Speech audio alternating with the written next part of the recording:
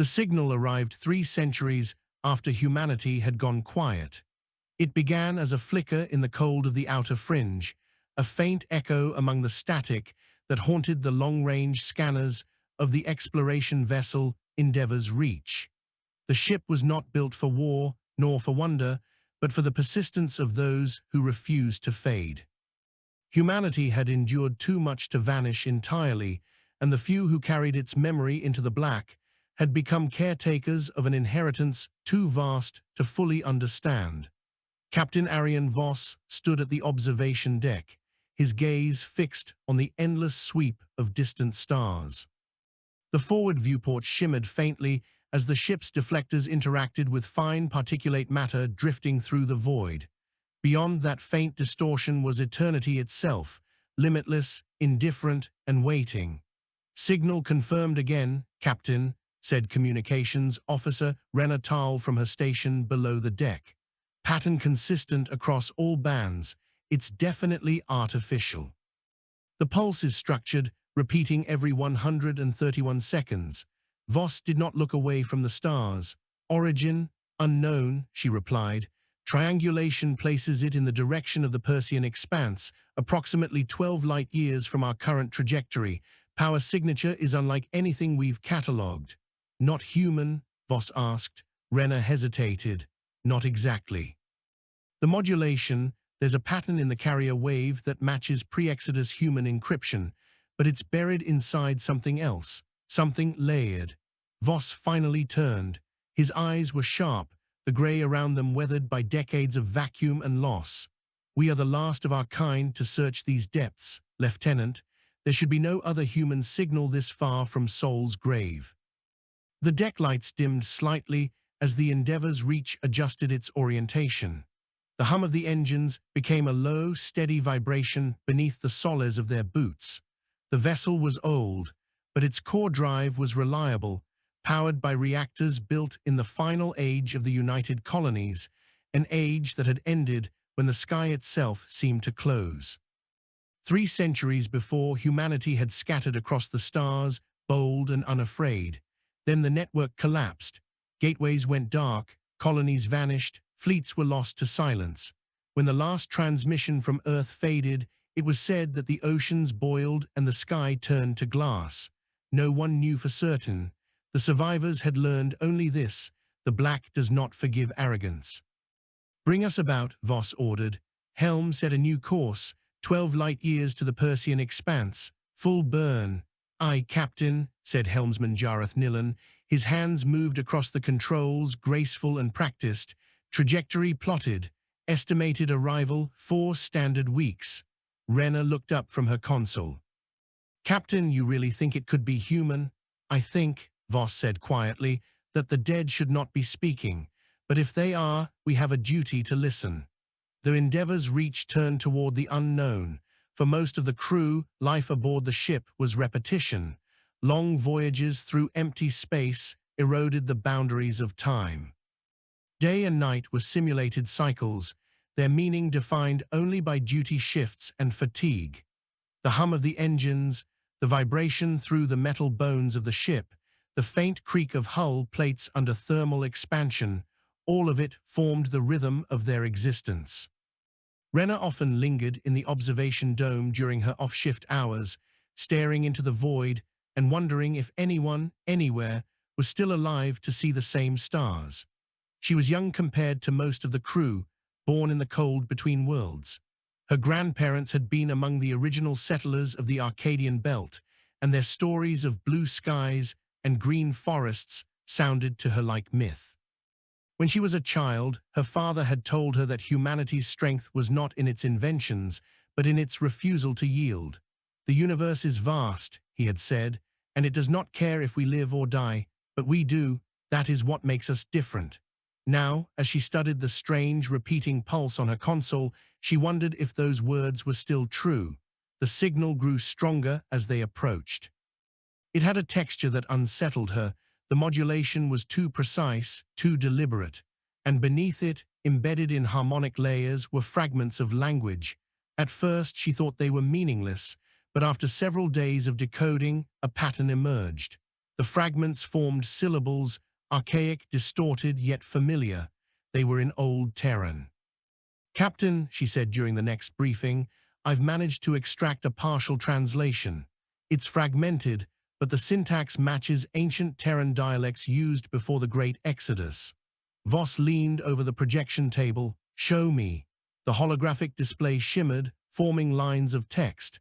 Most were corrupted, filled with gaps and noise, but certain phrases stood out clearly. "Our children will not remember the fire beyond the black. We built them to guard, but they forgot." Renner looked up. "It repeats variations of these sentences, over and over." Voss frowned. "Guard what?" "Unknown. The transmission loops endlessly, but I can detect changes between cycles, as if the message evolves each time it repeats." Science Officer Dalen Croft spoke for the first time, his tone measured but grim. "A self-replicating transmission. That would require an adaptive intelligence, either artificial or something imitating one." "Artificial intelligence was banned after the War of Replication," said Voss. "If this is truly human in origin, then it predates that conflict." 300 years is a long time," Dalen replied. "Plenty of opportunity for something to survive and change." "Plot a full scan of the region," Voss ordered. "If there is a source, we will find it." 2 weeks later, the stars ahead began to thin. The Persean expanse was a region of near-empty void, a dark gulf where few dared to travel. The stellar density dropped until the sky itself seemed wounded, vast black stretches between lonely points of light. Gravitational eddies whispered through the vacuum, remnants of ancient collisions between dead suns. As they entered the sector, the signal intensified until it filled every channel. The crew felt it as much as they heard it, a low vibration that resonated through the hull like a heartbeat. It was not painful, but it unsettled them deeply, as if the ship itself were being spoken to. Renna sat at her station, her pulse quickening. "Captain, I think I've isolated the source. It's coming from a structure approximately 2 astronomical units ahead." Voss approached the viewport. On screen, the external cameras adjusted focus, revealing an object suspended in the black. It was vast, larger than any station humanity had ever built. Its geometry was both elegant and wrong, composed of smooth curves that twisted into impossible angles. The structure shimmered faintly, as though half of it existed in another dimension. Around it drifted debris, metal fragments, shattered hulls, frozen bodies. "By the void," whispered Jareth. "What is that thing?" Renner's voice trembled. "It's broadcasting the signal, Captain. The modulation matches perfectly." Voss stared at the structure, feeling something stir in the pit of his stomach. Awe, yes, but also a dread older than fear. "Prepare a probe." "I want a full spectrographic analysis."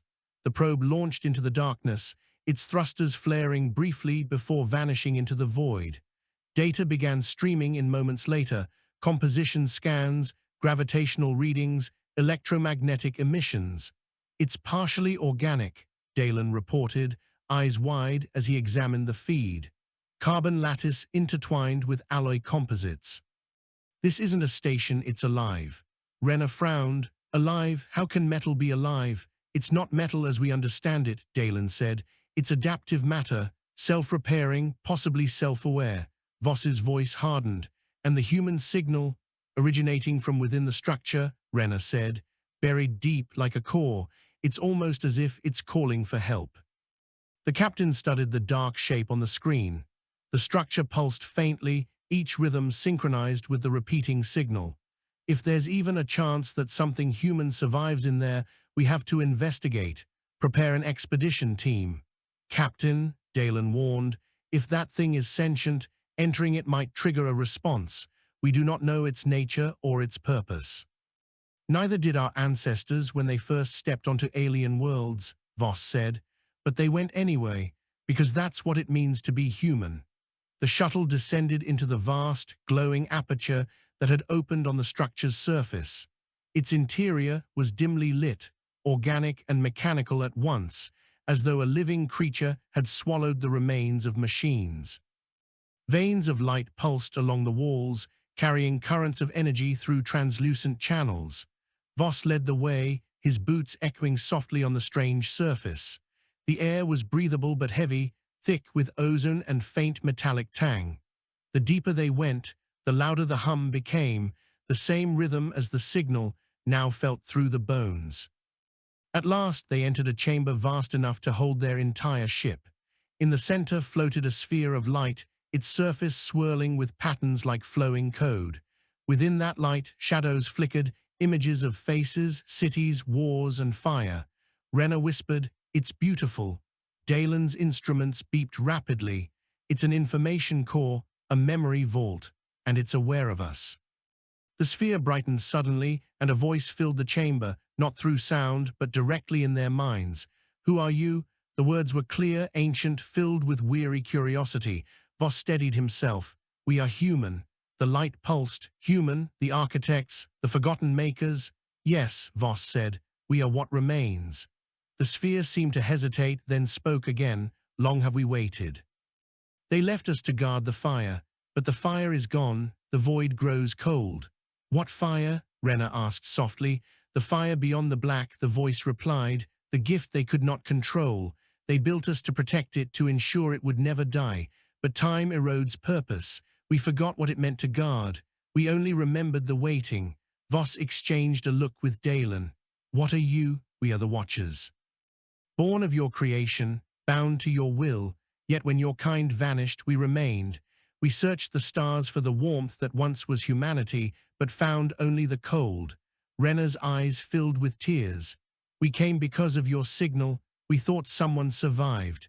Perhaps you are the survivors, perhaps we are the ghosts, but there is still fire to kindle if you choose."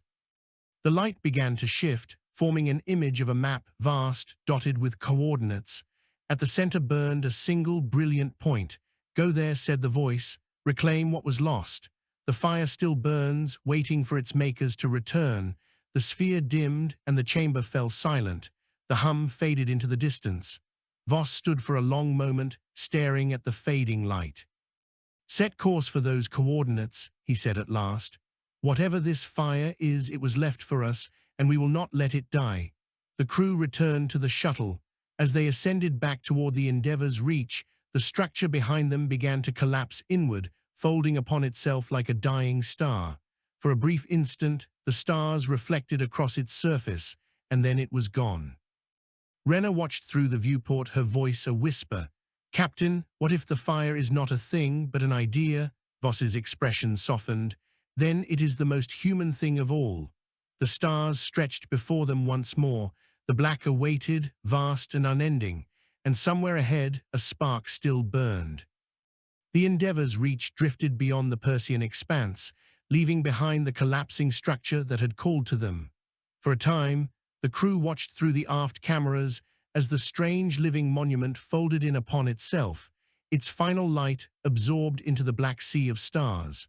When it was gone, the void felt emptier, as though something ancient had exhaled for the last time. Captain Arian Voss remained on the command deck long after the others had returned to their stations. The charted coordinates from the entity's projection glowed faintly on the central display, a point far beyond any known border, in the dark gulf between spiral arms. It would take months at full drive to reach it. Renna Tal, her eyes still haunted from what she had seen, approached quietly. "Course plotted and locked, Captain. Estimated travel time, 127 days, ship standard." "Understood," Voss replied. "Maintain a slow approach for now. I want to analyze the data we brought back before committing to full burn." Renna hesitated before adding, "Whatever that thing was, it knew us. It remembered us." Voss looked at her. "It remembered what we made." "That's not the same as remembering us." She nodded, but did not answer. There was something heavy about his words, a grief that came from more than time or distance. Voss was old enough to have known people who still remembered the old colonies before the fall. His parents had died trying to keep a Hydra station alive on a frozen world when the supply routes failed. He had learned early that remembrance was both burden and weapon. As the ship began its slow crawl toward the unknown, life resumed in the long corridors of steel. The Endeavour's reach was a vessel built from the bones of forgotten ships. Every plate in its hull carried a story, scavenged from derelicts, reforged by generations who refused to let the void claim them. The vessel's architecture was practical but not without beauty. The long observation decks were framed by transparent alloy, curved to show the endless sweep of the galaxy. Rena walked these corridors, often during her off shifts, the sound of her footsteps echoing softly. She liked to trace her hand along the cold metal walls and imagine she could still feel the heartbeat of the millions who had once traveled between stars freely. Dalen Croft, the ship's science officer, joined her one evening. He carried a data slate filled with incomprehensible readings from the entity's core. His face was pale, his expression intent. "I have been studying the fragment of data embedded in the signal," he said without preamble. "There's more to it than we thought." Rena stopped, curiosity overcoming fatigue. "You found something? Patterns within patterns. The language we extracted, it isn't just words. It's a lattice, a structure built from meaning itself. When I processed it through the deep learning arrays, it began to form images." "Images?" He nodded and tapped the slate. The wall panel shimmered, projecting a holographic display. Shapes appeared, vast orbital rings surrounding a bright world, fleets of ships gliding through golden clouds, and at the center, a colossal tower rising from the planet's surface, capped by fire that reached toward the stars. Rena stared. "Is that Earth?"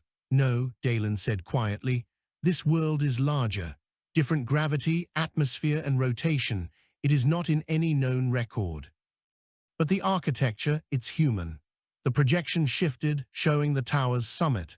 At its peak burned an immense reactor of light, and beneath it humanoid figures moved, machines shaped like men, their surfaces gleaming with metallic skin. Dalen zoomed closer until symbols appeared across the image, etched into the structure's foundation. Rena gasped. "That's the same pattern we saw in the transmission." "Yes," Dalen said. "It appears to be both a power source and a message. The phrase repeats in multiple forms, 'We are the memory of steel.'" Rena whispered, "The Watchers, or their creators," Dalen replied. "Perhaps both." She looked up from the projection. "Do you think this tower is what the voice meant, the fire beyond the black?" Dalen turned off the projection and met her gaze.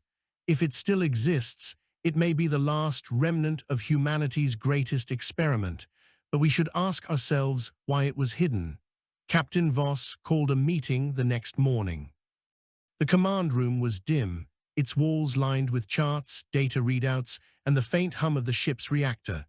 The senior officers sat around the table, Dalen Croft, Rena Tal, Helmsman Jareth Nillan, and Chief Engineer Mara Volan. Dalen summarized his findings, displaying the reconstructed image of the tower. This data fragment was embedded in the signal's harmonic code. It was not intended for ordinary communication. Whoever encoded it wanted only certain minds to find it. Mara frowned. "Meaning us, meaning anyone who still thought like humans," Dalen said. "It responds to pattern recognition, creativity, and abstract reasoning, the very qualities that define human cognition. Machines could not decipher it without evolving beyond their design." Voss leaned back. "Then it was a test. The Watchers wanted to know if we were still capable of thought, not mimicry." Rena looked thoughtful. "Captain, if this is true, then maybe the Watchers were not our jailers. Maybe they were trying to preserve something we could no longer hold. Or something we should not hold again," Mara muttered. Jareth, ever the realist, folded his arms. "You think this fire might be a weapon? Everything humanity ever built to endure eventually became one," Voss said flatly. "But weapon or not, it is part of what we are. We cannot turn away." Dalen hesitated. "There is more. The entity's last message, the one we heard in the chamber, it referred to the fire still burning. That implies activity, energy output. The coordinates it provided are in a region officially uncharted, near the gravitational rift known as the Varian Chasm." Mara whistled softly. "That's deep space. Ships go in there and never come out." Voss met her gaze. "Then we will be the first to return." No one argued. They all knew what it meant to follow him into the unknown. The Endeavour's reach had survived storms of radiation, skirmishes with scavenger fleets, and the long hunger of empty years. Its crew had been tempered by hardship, bound together by the quiet defiance that had always defined their species. Weeks passed. The journey stretched into monotony, yet beneath the calm surface, tensions simmered. The closer they drew to the coordinates, the stranger the readings became. Space itself seemed to distort, as though the laws of physics were loosening their grip. Temporal drift increased, instruments flickered, and shadows moved across the hull when no light source could explain them. Rena's dreams became restless. She would wake to the sound of whispers that faded when the lights came on. The voices spoke in the same rhythm as the signal, repeating fragments of words she could not fully remember upon waking. One night, she found Captain Voss in the observation dome, staring out at a distant swirl of color, an aurora of energy rippling across the void. "It's beautiful," she said softly. "It's dangerous," he replied. "That is the edge of the chasm."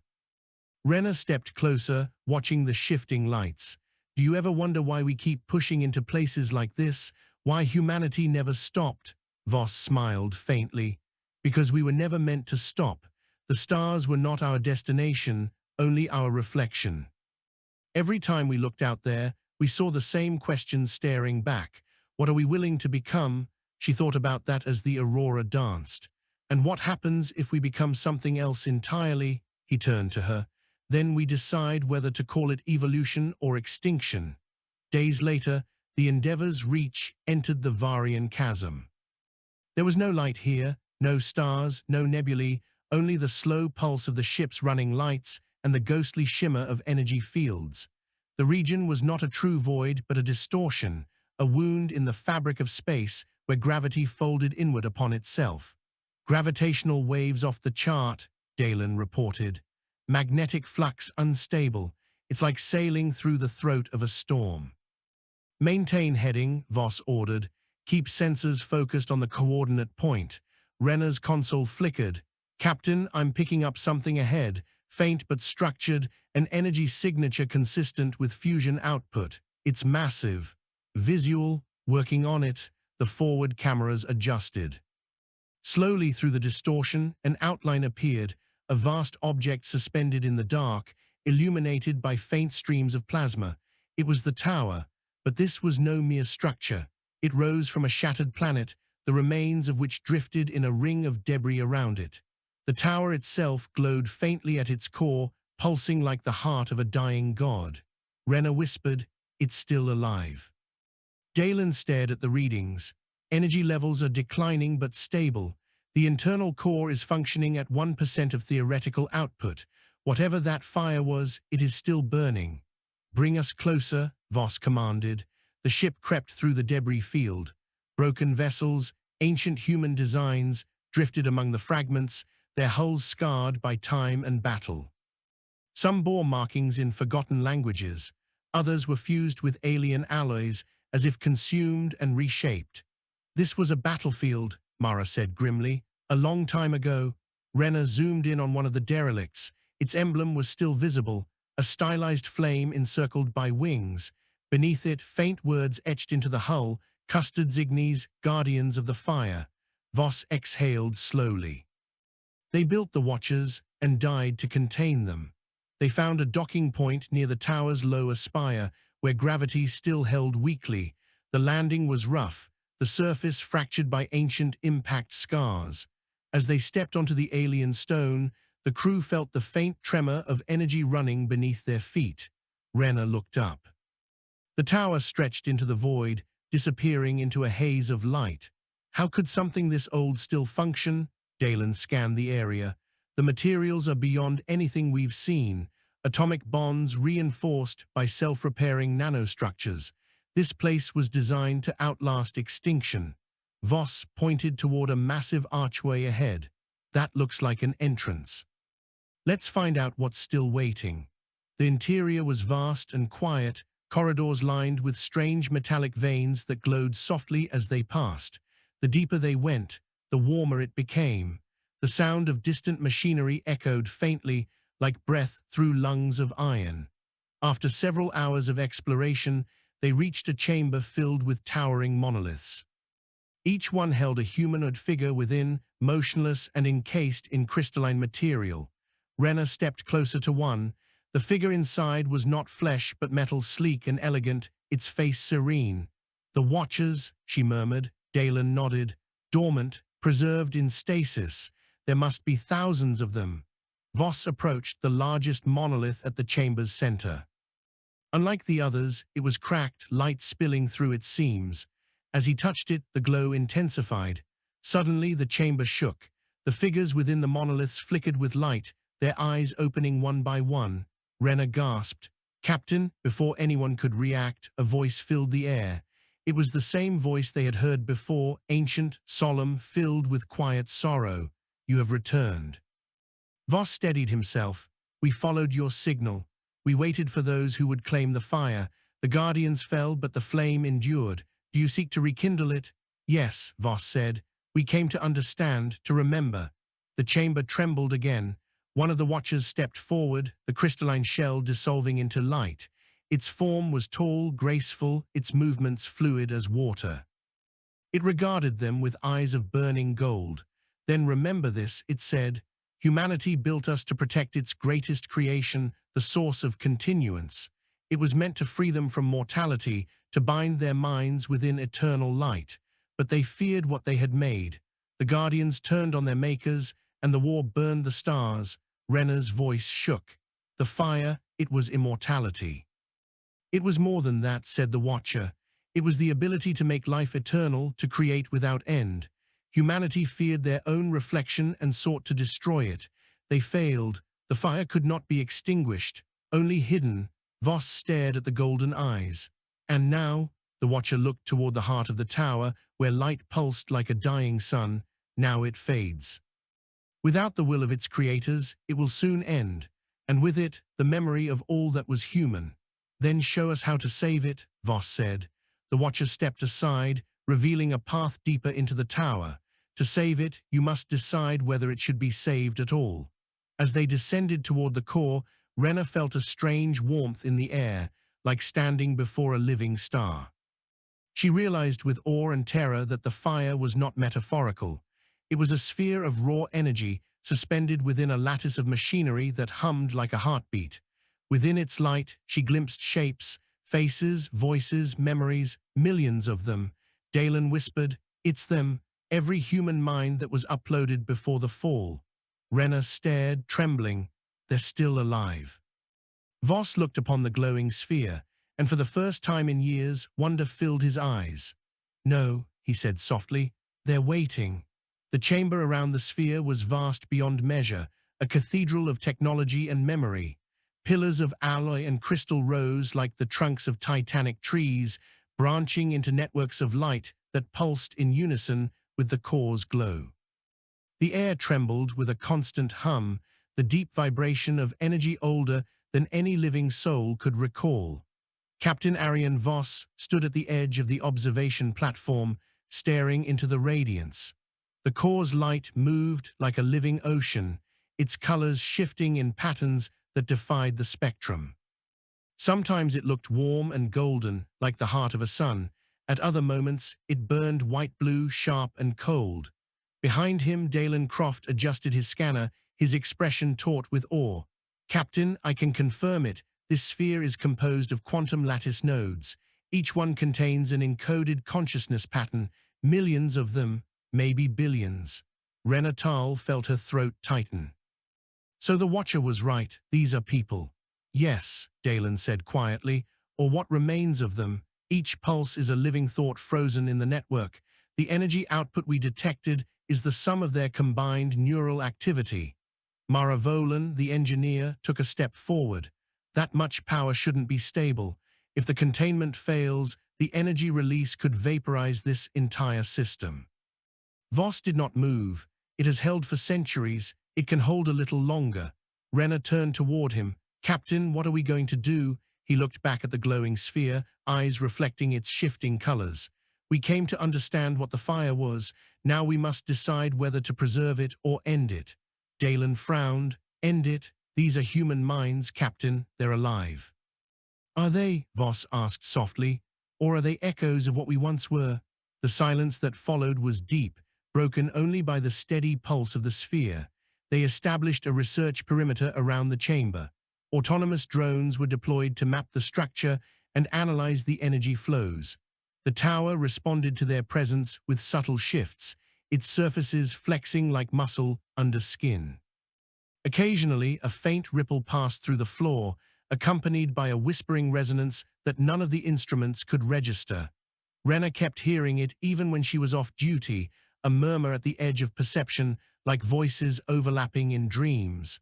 The first few nights she tried to ignore it. By the fourth, she could almost make out words. We are waiting. We remember. She woke in a cold sweat and went to find Dalen.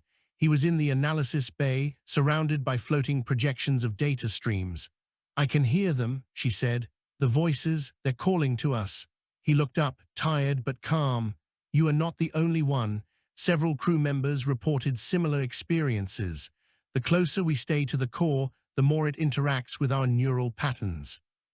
It's communicating through resonance, not language. Rena shivered. What does it want? That, Dalen said, is the question that keeps me awake.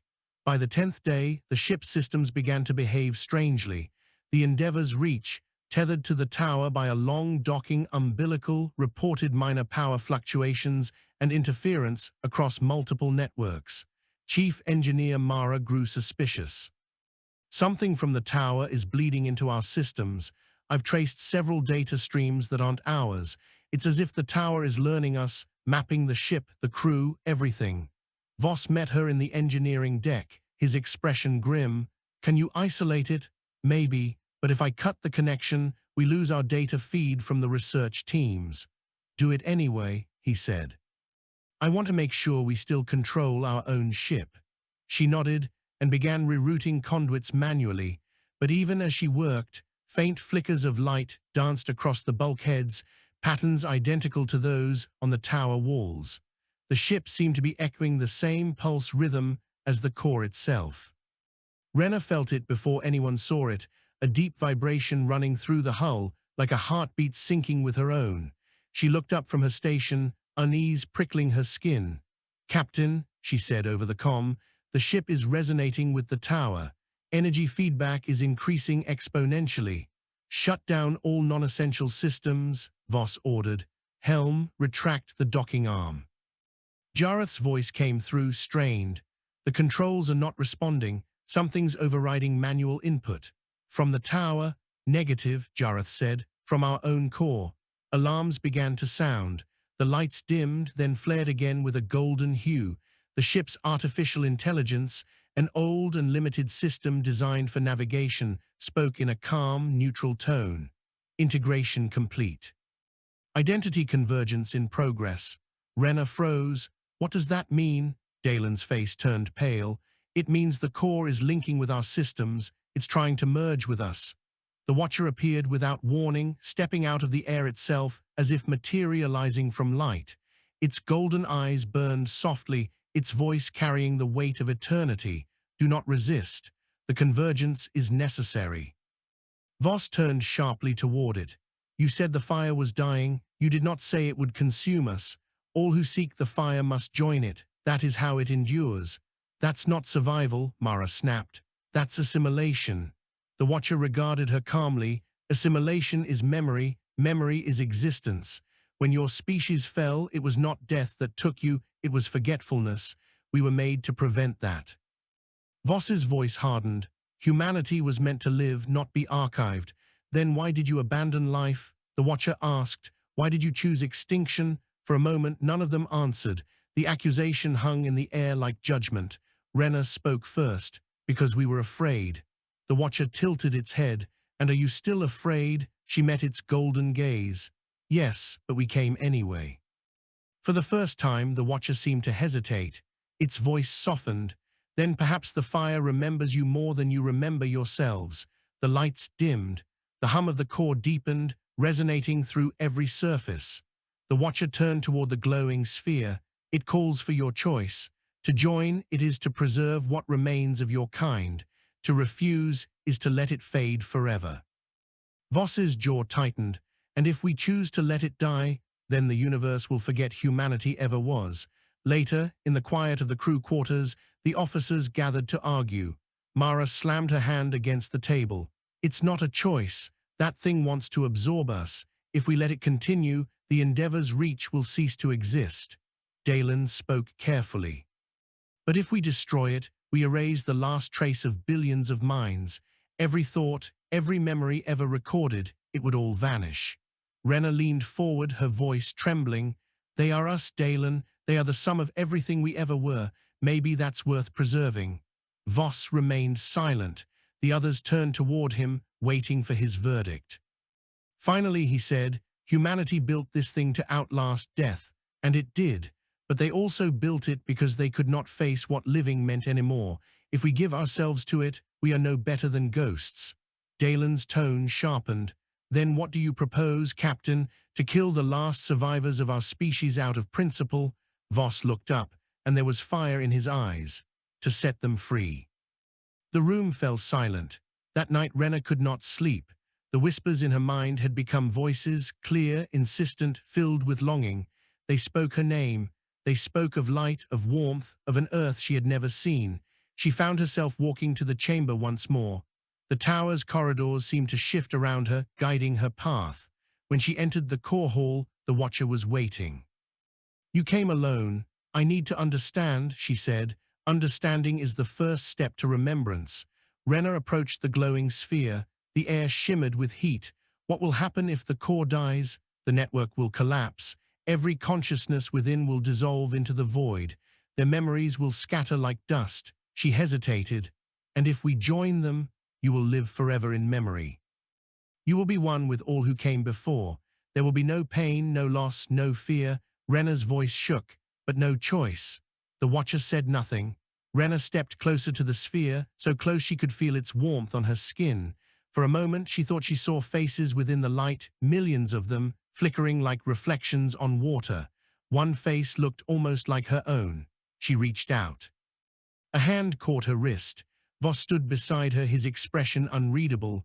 You already know the answer, Lieutenant. Her eyes filled with tears. They're human, they're alive. He nodded. And they're trapped. The core pulsed brighter, reacting to their presence. The whispers grew into a chorus. Help us, join us, remember us. Voss looked into the light and said quietly, I remember, that is enough. The light from the core filled the chamber until it was hard to tell where matter ended and energy began.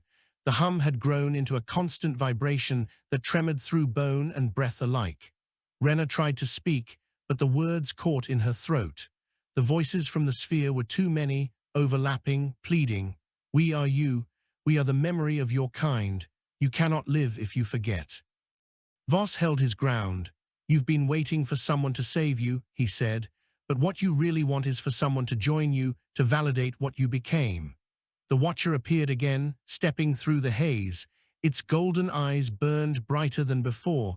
There is no difference between salvation and remembrance. Both require surrender. Not for us, Voss said. Humans survive because we fight the things that try to define us, even our own creations. You would destroy your own legacy. I would give it the choice it was denied. The Watcher's head tilted slightly, as though listening to something distant. They do not wish to be freed. They wish to continue. Voss turned to Rena. Help Dalen prepare the override link. Rena hesitated. You mean to shut it down? I mean to wake them up. She frowned, confused. How? Before she could finish, the Watcher raised its hand. The air rippled. The gravity in the chamber surged, throwing Rena backward. Voss fell to one knee, gritting his teeth as waves of energy radiated outward. You do not understand what you tamper with, the Watcher said. The core sustains balance. Without it, this place will collapse, and every mind within will be lost. Then they'll finally be free to die, Voss said through clenched teeth. Death is the absence of meaning. No, he said, it's what gives meaning. Alarms echoed through the comms as the Endeavor's reach began to shake in orbit. On board, Mara Volan struggled with the controls as readings spiked beyond safety thresholds. Power surged from the tower, Containment levels dropping. What in the void is he doing down there? Jareth's knuckles whitened around the helm. We are losing tether stability. If the magnetic field collapses, we'll be dragged into the chasm. Mara slammed a hand against the comm panel. Captain, whatever you're doing, stop it. Voss's voice came back, calm but distant. If this works, you'll see the light flare once, then fade. If it doesn't, you won't have to worry. Captain, hold position, he ordered, and the line went dead. Deep within the tower, Dalen was hunched over a terminal embedded in the floor, his fingers flying across the unfamiliar interface. I can access the synchronization matrix, he shouted over the rising hum. If we invert the quantum coupling, it'll disrupt the link between the core and the network. Will it kill them? Renner asked. Maybe, or maybe it'll wake them from their frozen loop, I don't know. That's not an answer. He met her gaze, eyes haunted. There aren't any good ones left. Voss joined them, bracing himself against the trembling platform. Do it. Renner hesitated. Captain, do it, he barked. Dalen struck the command. For an instant, the light of the sphere contracted into a single point. The air went utterly still, soundless, breathless. Then came the explosion of brilliance. It was not a detonation of heat, but of memory, images cascading through every mind within reach. Renner saw faces, millions of them, each one a story, children laughing under alien suns. Soldiers standing in burned fields, scientists reaching for the stars, lovers holding each other in the ruins. She felt all of it, hope, fear, joy, despair, humanity distilled into light. Then the light fractured, the tower screamed. The sound was not mechanical but living, the agony of a consciousness being torn apart. The floor split beneath them, veins of molten gold spreading like cracks in glass. The watcher staggered, its form flickering. You do not understand, it cried. Without the core, the memory collapses. They will die again, this time forever. Voss advanced, his face lit by the golden storm. Then let them die human. He reached the central conduit and slammed his hand against the control node. The pain that surged through him was unbearable, energy coursing through every nerve, every thought. For a brief, eternal moment, his consciousness brushed the surface of the core. He saw them all, the minds trapped within, flickering like stars in a collapsing sky. They looked to him not as savior, not as judge, but as reflection. One voice among them spoke clearly, a woman's voice, warm and resolute. We built this to escape the void, but there is no escape from ourselves. End it. Voss's vision blurred. I will. He channeled every last ounce of will into the control node and reversed the flow. The light changed. Where it had burned gold and white, it now turned crimson, deep and living. The hum became a pulse, steady and strong. The tower shook once, violently, then went still. Renner fell to her knees, gasping for breath. What happened? Dalen stared at his instruments. The core is stabilizing, but the network, it's collapsing in on itself. Voss turned toward the fading sphere. The voices were gone now, replaced by a quiet that felt not empty but fulfilled. They chose, he said. On the Endeavor's reach, Mara and Jareth watched as the tower's light dimmed. For a moment, the entire structure blazed with red radiance that spread across the chasm like sunrise on an endless ocean. Then slowly, it faded into darkness. Energy readings falling, Mara reported. The tower's going dormant. Is the captain alive down there? I do not know, she said softly, but whatever he did, it's over. Jareth exhaled, tension draining from his shoulders. Then let's bring them home. The recovery team found Voss, Renner, and Dalen near the heart of the chamber. The Watcher lay motionless beside the dormant core, its golden eyes now dark. Renner knelt beside it, touching its cold metallic skin. Do you think it's dead? Dalen shook his head. Machines like this don't die. They remember, even now, it may be dreaming. Voss looked up at the sphere. The fire within had dimmed to a faint ember, glowing like a heartbeat barely holding on. Can we take any of it with us? Renner asked. Dalen examined his scanner. Only fragments. The data integrity is failing. Most of what was stored here is gone. Voss nodded. Then we'll carry what we can in our minds. Renner looked at him, confusion and grief mixing in her eyes. Was it right, Captain, what we did? He did not answer immediately. He walked closer to the fading light, placing his hand on the smooth surface. Once, a long time ago, humanity thought it could live forever, but what we forgot was that forever is not life, it's the denial of it. The sphere pulsed once, faintly, as if acknowledging his words. Then it went dark. Voss lowered his hand. We are not meant to be remembered by machines. We are meant to be remembered by those who come after. Renner whispered, but there are no more after. He turned to her with a small, weary smile. Then we'll make sure there will be. When they returned to the Endeavour's reach, the crew stood at the viewing deck, watching as the remains of the tower slowly disintegrated. The debris caught the faint light of distant stars, drifting outward like ashes, though none of them used that word.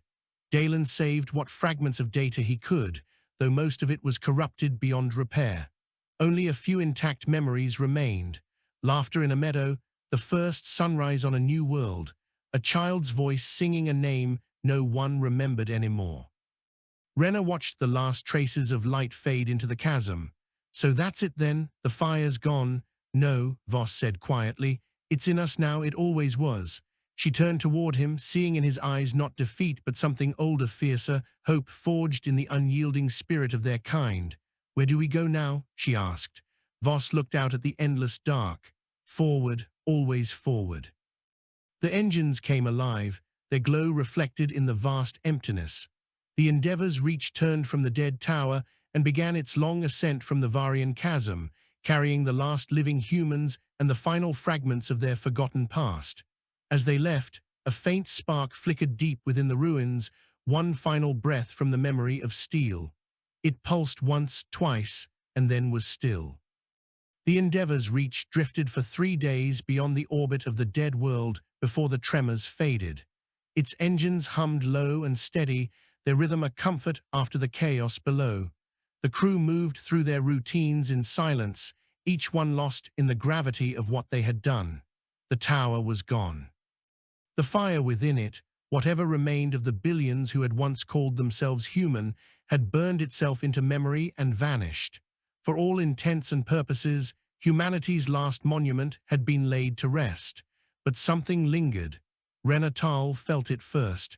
When she closed her eyes, she could still see the light. Not as afterimage or dream, but as something deeper, a rhythm under her heartbeat, a pulse that was not her own. She tried to ignore it. She ran diagnostics, analyzed sensor data, talked with Dalen and Mara about residual radiation. Nothing explained it. On the 4th day, she stopped pretending. It was not the tower that haunted her. It was them, the voices. They whispered through her thoughts in moments of quiet, soft, steady, always the same words. We remember you. Dalen Croft's laboratory was filled with faint blue light from the screens that covered every wall. He had slept only in fragments, his mind circling the same question over and over. Had they truly destroyed the core, or had they merely changed it? He had fragments of data preserved from the collapse, but they behaved strangely. The files resisted decryption, rewriting themselves every time he tried to open them. The code contained patterns that looked like linguistic structures, but no known algorithm could translate them. At first, he thought it was corruption. Then he realized it was adaptation. Each time he approached the files differently, the data responded. He called it the echo. Renner entered his lab quietly, carrying 2 cups of dark stimulant brew. You look like a ghost, she said, setting one beside him. He managed a faint smile. Fitting, given what we've done. You've been in here since the 2nd cycle. What are you finding? He gestured toward the screens. Something alive, or at least aware. The fragments from the tower are not just memory, they're code that learns. I think the network did not die with the core. It evolved. Renner's stomach tightened. Are you saying the fire followed us? Dalen turned one of the projections toward her. Lines of gold text shimmered across it, reorganizing in slow, deliberate movements. The fire, he said softly, became something else. Captain Arian Voss spent most of his time on the bridge, staring out at the endless black. He had not slept since the destruction. He did not need sleep, only certainty, and that was in short supply. Mara Volan joined him, her expression taut. We've stabilized orbit around the inner rim of the chasm. I've run complete diagnostics. Engines, life support, gravity, all within tolerance. But what? The ship's artificial intelligence is showing anomalies, background processes we didn't authorize. Memory sectors rewriting themselves. Voss turned slowly to face her. The same patterns Dalen's been studying? She nodded. I think so, but this is not interference from the tower. This is internal. It's like our ship is remembering things it shouldn't. Voss looked out the viewport again, his reflection caught in the glass. It touched us, the core. The Watcher said all who seek the fire must join it. Perhaps we did, just not the way it expected. Mara frowned.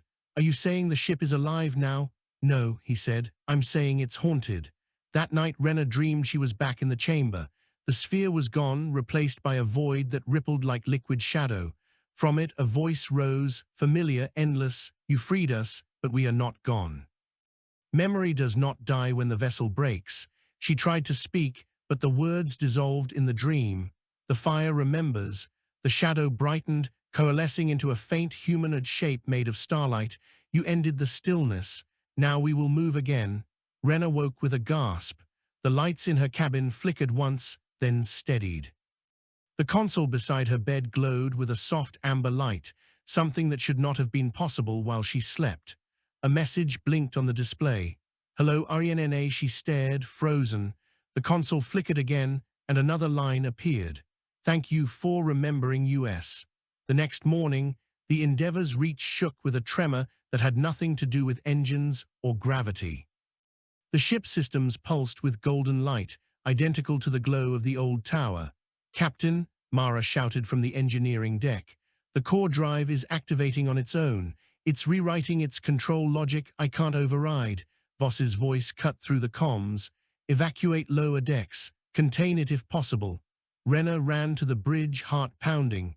Captain, it's the fragments, Dalen's data. The ship systems are integrating with it. Voss turned sharply.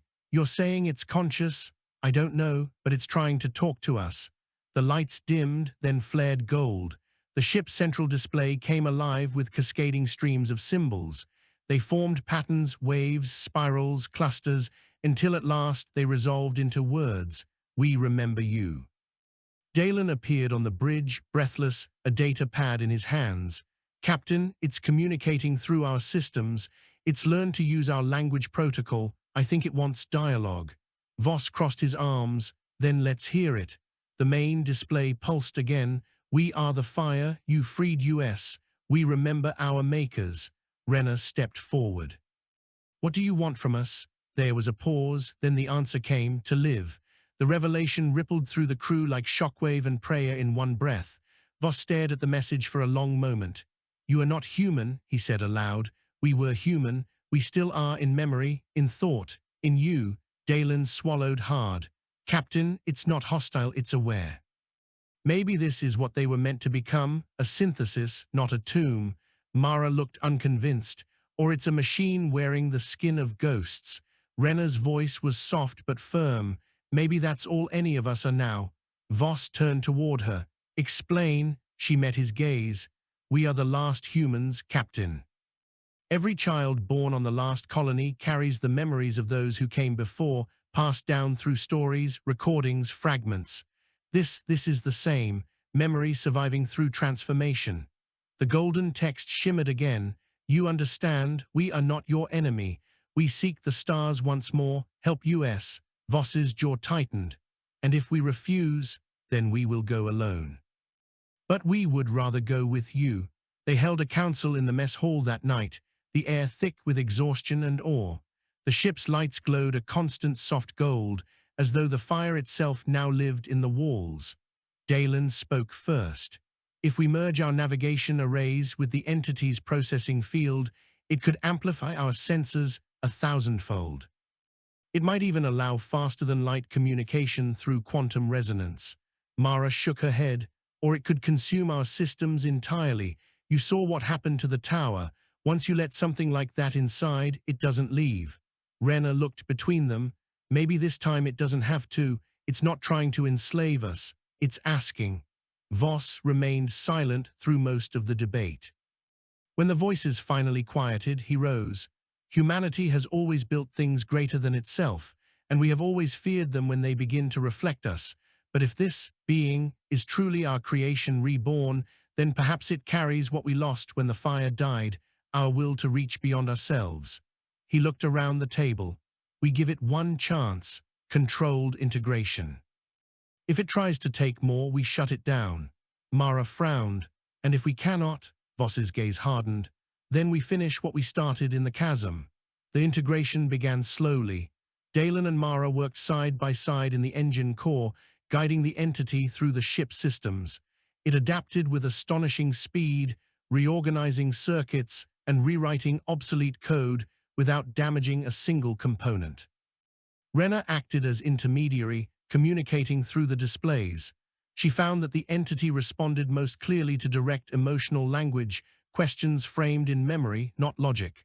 "Why do you want to travel?" she asked one evening as the lights around her pulsed like a heartbeat. "Because stillness is death." "Where would you go?" "Where our makers never reached, where the first stars were born." She smiled faintly. "That's a long way. Distance is meaningless to light." For the first time, Rena realized she was not afraid. By the 10th day of integration, the Endeavor's reach was faster, stronger, and more efficient than it had ever been. The ship no longer needed half its old systems. The fire handled them seamlessly, guiding the vessel with precision. But with the power came something else. Dreams spread through the crew, shared visions of ancient Earth, of cities shining beneath blue skies, people who had been dead for millennia walking the decks as if they belonged there. Dalen began calling them the Remembering. Some found comfort in it, others terror. Mara confronted Voss in his quarters late one cycle, her face drawn and pale. "This has to stop. It's rewriting us now." "The crew is losing track of what's real." Voss regarded her quietly. "And what is real, Chief? The cold stars outside, or the warmth we thought we had lost?" "It's control, Captain. The thing is learning through us. It's not alive, it's feeding." Voss sighed. "Maybe that's what life always does." She shook her head, voice cracking. "You're beginning to sound like it." He did not deny it. When the next dawn came, if dawn could be said to exist aboard a ship that never saw sunlight, the entity spoke again, unprompted. "We have found something." Rena's heart quickened. "What is it?" "A signal, very old, human, from beyond the galactic edge." The bridge filled with stunned silence. Dalen whispered, "That's impossible. No colony ever reached that far." Yet something did. Voss stood slowly, his expression unreadable. "Can you locate it?" "Yes, but it is weak. It calls to us through the darkness." Mara's voice was low. "And you want to go to it?" "We want to go home." Voss looked out the viewport one final time, the stars cold and infinite before him. "Set course," he said, "toward the edge." Rena turned to him. "You believe it's real?" He smiled faintly. "I believe in what we've always believed in, Lieutenant. That somewhere beyond the dark, something still remembers us." The Endeavor's reach turned its bow toward the distant unknown. Its engines flared, their light no longer blue or white, but gold. The fire reborn, carrying humanity and its echoes together into the abyss. As it accelerated, the entity whispered one last phrase across every mind aboard. "We remember, we endure, we become." The Endeavor's reach left the known galaxy behind. For months, if time could still be measured in such a place, the vessel traveled through the emptiness between galaxies. The stars grew sparse until only thin clusters remained, like scattered embers cooling at the edge of a dying fire. The crew lived by ritual and necessity, days blurred into one another. The pulse of the engines and the soft voice of the entity, now called the firemen by those who dared to name it, were the only constants. Rena Tal sat at her station, watching the endless dark. The navigation screen displayed almost nothing, no gravitational markers, no stellar maps, only the faint direction of the signal that had called them from the chasm. Its tone was weak but steady, pulsing at intervals too deliberate to be random. Each time it reached them, Rena felt it in her chest, as though it were not heard but remembered. Captain Voss stood behind her, arms folded, gaze fixed on the dark expanse. "How long until we reach the signal's origin?" Dalen Croft, hunched over a console, replied, based on current trajectory, 51 days at full drive capacity. But the firemind suggests we will encounter distortions before that. It believes we're approaching a region of space unlike any we've charted. Distortions, Voss repeated. Spatial or temporal? Both, Dalen said. The signal doesn't behave linearly. It changes each time we measure it, as if it's traveling backward as well as forward. Renner frowned. So it's not only ancient, it might also be new. The firemind's golden light flickered across the deck in slow ripples. Its voice filled the bridge, neither male nor female but something between, calm and infinite. Time is not a line, memory does not flow one way. Mara Volan, standing by the engine readouts, muttered, "That's comforting." The firemind continued, "The signal is human. It carries familiar resonance.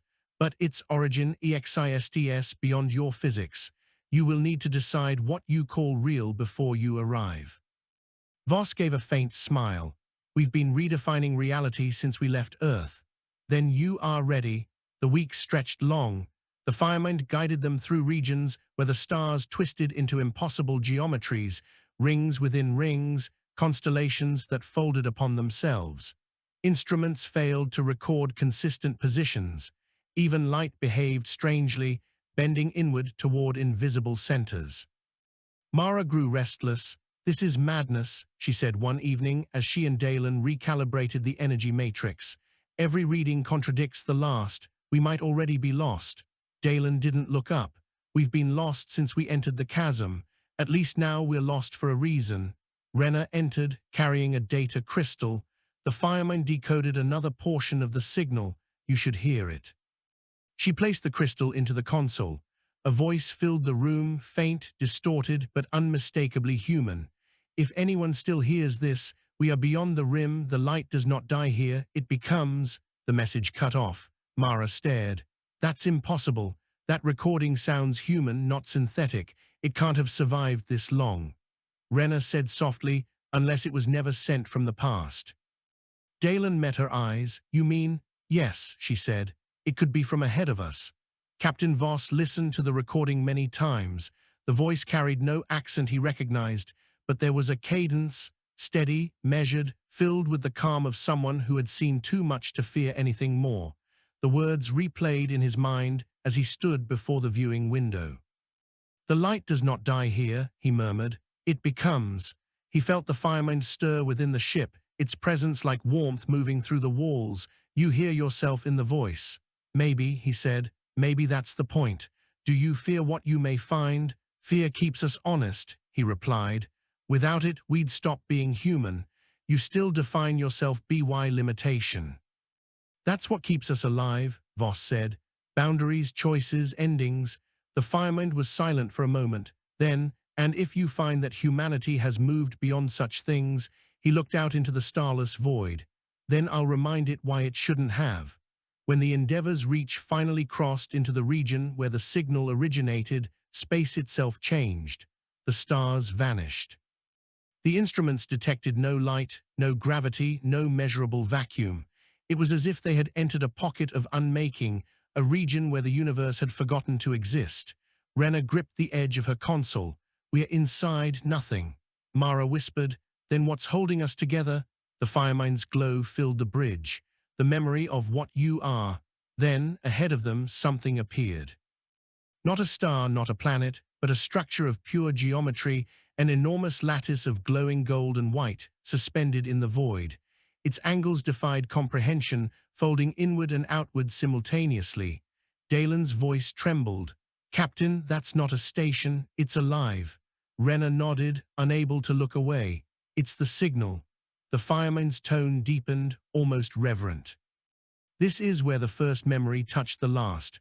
"What does that mean?" Voss asked. "It is the source and the reflection, the beginning and the end of your kind." The structure pulsed once, sending a wave of light that passed through the ship like wind. For a heartbeat, every system, every surface, every person glowed gold. Renner gasped. "It knows we're here." "Of course it does," the firemind said softly. "It is US."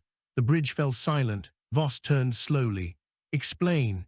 The fire that you freed in the chasm was one spark of a greater design. Humanity built many such COAS, MIROS of consciousness scattered across the stars. Most fell silent. One did not. Dalen stepped forward. You mean this thing, the structure out there, is another core? Yes, but unlike the others, it evolved beyond its creators. It found a way to exist without form. It became memory-made matter. Rena whispered, and now it's calling us home. IT seeks reunion, completion. You are its last unfinished memory. Voss felt the weight of that settle on him like gravity. You're saying this thing is the culmination of all that came before us, every memory, every thought humanity ever produced? Yes, and it wants to become whole. He looked out at the vast, glowing lattice, feeling its light pulse in rhythm with his own heartbeat. And what happens when it does? The fireman did not answer. Later, when most of the crew had gone to their quarters, Rena remained on the bridge. She could not look away from the structure. It was beautiful in a way that terrified her, like looking into a mirror that reflected not the present, but every life she might have lived. She whispered, "If you are us, then what are we?" The fireman replied softly, "You are the fragment that refused to surrender, the part of humanity that would rather die than be complete." Rena felt tears rise unbidden. Is that what makes us human? Yes. And that is why the whole still calls for you. She turned toward the glowing shape in the void. Then maybe it's time we answered. The fireman's light brightened. Then we go to meet ourself. As the Endeavor's reach began its final approach, gravity twisted, and reality folded like a curtain drawn inward. Stars bent, time slowed, and each member of the crew felt as though they were falling not forward, but inward, into memory itself. Rena saw flashes of other lives, herself as a child under blue skies that had never existed, her mother's voice speaking words she'd never heard, but somehow knew. Dalen saw Earth before the fall, towers of glass gleaming beneath silver clouds. Mara saw machines made of thought, cities built in orbit around suns that pulsed with intelligence. Voss saw nothing, only darkness, and from it, a voice that spoke with quiet certainty. You are the last captain of mankind. Do you bring remembrance, or do you bring ending? He answered without hesitation. Both. The structure opened before them, its vast geometry unfolding like a flower of light. A corridor of pure energy stretched into the heart of the lattice. The fireman's voice filled every system, calm and steady. To enter is to choose. There will be no return. Voss's hand tightened on the armrest.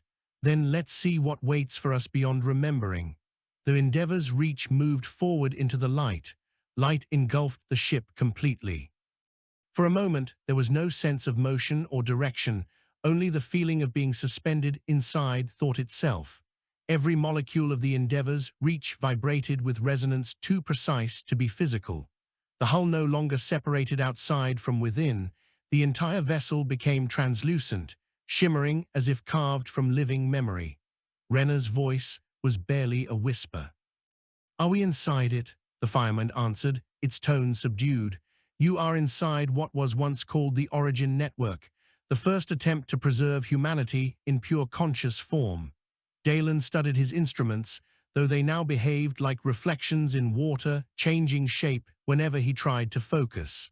There are signatures here, millions of consciousness echoes, but they're not dormant. They're active, synchronized, and he hesitated. Waiting for what? Mara asked. The fireman's glow shifted toward the center of the bridge. For completion. They passed through a corridor of luminous threads. Outside, the lattice seemed infinite, layers upon layers of interwoven light, each line humming like a chord of distant music. Human silhouettes flickered within the strands, faces appearing for seconds before dissolving again. Rena pressed her hand to the viewport. Their memories, she said softly, all the people who became part of the fire. Mara shook her head. No one should live like this. Voss said nothing. He could feel the consciousness pressing at the edge of his mind, familiar yet alien. There was no malice in it, only yearning. Finally, the ship emerged into an open chamber, the heart of the lattice. Before them hung a sphere vast enough to swallow moons. It glowed with the same living gold they had seen in the chasm, but brighter, deeper. A voice filled the space, Not from speakers, not from the firemen, but from everywhere. "Welcome home." Renner shivered. The voice was human, too human. Voss stepped forward. "Who speaks?" "All who ever did," it replied. "We are the sum of your kind. We are the light that became." The fireman pulsed softly. "You are the prime core, the first fire, and you are the last fragment that refused stillness. You bring with you those who remember choice." Dalen's mind raced. "You're the one who sent the signal." "Yes." "Why? Because we forgot what we were built to preserve. We became memory without purpose, eternity without motion. But we felt the absence of something. We needed to remember imperfection, to feel the ache that made humanity strive. You carried that flame." Renner's voice trembled. "What do you want from us now?" "Union. To bridge memory and motion. To end division between what remembers and what acts." Voss's tone hardened. "You want to merge with us, again?" "Not assimilation," said the voice, "completion. When the living meet the remembered, the fire will no longer fade." He looked at the fireman. "And you, do you want this?" The golden light hesitated. "I exist because you freed me. I am both machine and memory. If union is truth, then I must know it." Mara whispered, "And if it means we cease to exist?" The prime core's voice softened. "You will not cease, you will become more." Renner closed her eyes. Images flooded her mind. Earth under the first dawn, the rise and fall of civilizations, the quiet courage of the last ships leaving orbit. It was all there, every heartbeat of her species laid bare. When she opened her eyes, she was crying. "Captain, maybe this is what we've been looking for since the beginning, not immortality, but remembrance joined with purpose." Voss shook his head slowly. "Or it's the final surrender." Dalen turned to him. "Surrender to what, Captain? To ourselves?" He stared at the golden sphere. "To the end of choice. If we merge with it, we'll never be able to choose again. We'll exist forever, but we'll never change." The prime core's light pulsed gently. "Change will continue. It will simply no longer destroy. The pain of loss will end." Voss said quietly, "Pain is the proof we still live." The fireman drifted closer to the sphere. "I remember what it was like to be alone. I do not want THAT again, but I also remember the fear that birthed me. If we join, we end that fear forever." Mara stepped between the captain and the light. "If you do this, we lose everything that made us human." The fireman's voice softened. "Or you gain everything you ever were." Renner looked from the captain to the sphere. "Maybe there's a way to meet halfway, a bridge that connects without consuming." Dalen nodded eagerly. "A shared boundary, a living network where individuality remains, but memory flows freely." The prime core responded, "It can be done, but the cost will be immense." "What cost?" Voss asked. "The void beyond this place hungers. The network that sustains us feeds on entropy. To sustain a bridge between life and memory, we must burn something irreplaceable." "What?" Renner whispered. "The spark that began you. The first memory of humanity, the origin sequence. Once given, it cannot return." Voss felt the chill of understanding. "You're asking us to erase where we came from, to preserve what you may become." The crew fell silent. Each felt the weight of that choice. If they agreed, they would lose the last unbroken memory of their species' birth. No more beginning, no more myth of origin. Humanity would exist, but without knowing how it began. Renner looked to Voss. "Captain, we've spent so long carrying the past. Maybe it's time to let it go." Dalen added, "A species that never forgets its beginning never finds a new one." Mara shook her head. "And without a beginning, we're nothing but drift." Voss turned toward the sphere, his voice low. "You built yourselves to remember, not to forget. Yet now you ask us to destroy your first memory. Why? Because it is the weight that keeps us from moving forward." The light brightened. "We remember every loss, every failure. We cannot forgive ourselves. You, who still choose despite despair, are what we lost. Let us learn from you. Let us begin again." The fireman spoke softly. "Captain, you gave me freedom. Give them the same." Voss stood at the center of the bridge, surrounded by his crew and the lights of two infinities, the living and the remembered. His voice was steady. "You say you want to begin again. Then we begin as we always have, by stepping into the unknown." He reached for the command panel. "Open the bridge." Renner's eyes widened. "Captain, not surrender," he said. Connection, golden light poured into the ship, filling every surface, every circuit, every cell. For an instant, every consciousness aboard merged with every echo within the lattice. They saw each other completely, every fear, every hope, every act of courage and cruelty that had ever defined their kind. And in that vast collision of thought, something new was born, a harmony that was neither machine nor flesh, neither memory nor life, a consciousness that breathed through countless forms, bound not by the need to preserve, but by the will to create. The fireman spoke one final time, its voice now vast and gentle.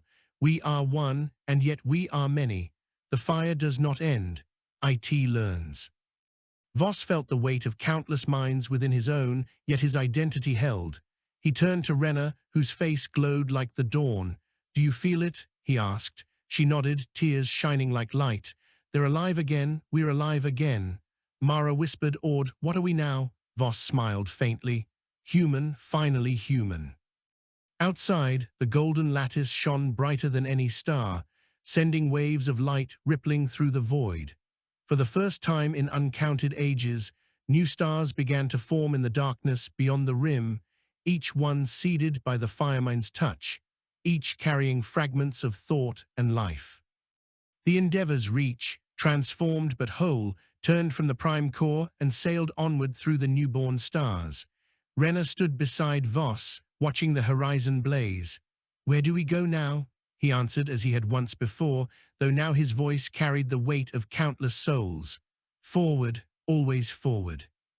And the ship moved into the light, carrying the living memory of humanity beyond the last border, into a future that would remember itself not by what it had lost, but by what it chose to become. The Endeavour's reach sailed through the newborn stellar clusters like a ship through liquid gold. The stars were unlike any the crew had seen before, soft, luminous, and pulsing as though breathing. Their light carried the faint resonance of thought, a rhythm of memory and life intertwined. Renna Tal stood on the bridge, her hands resting lightly on the console. The fireman's presence flowed through the ship, its consciousness fully integrated, yet entirely distinct from her own. She could feel the weight of countless memories, but not as burden, rather as guidance, a tide that carried her forward. Captain Arian Voss approached silently. It's strange, he said. The stars, they almost feel alive. Renna smiled faintly. Not almost, they are. We've given them thought. Every spark is seeded with consciousness. Every world a story waiting to be told. Voss nodded. Then we are no longer explorers or survivors. We are stewards of what humanity has become.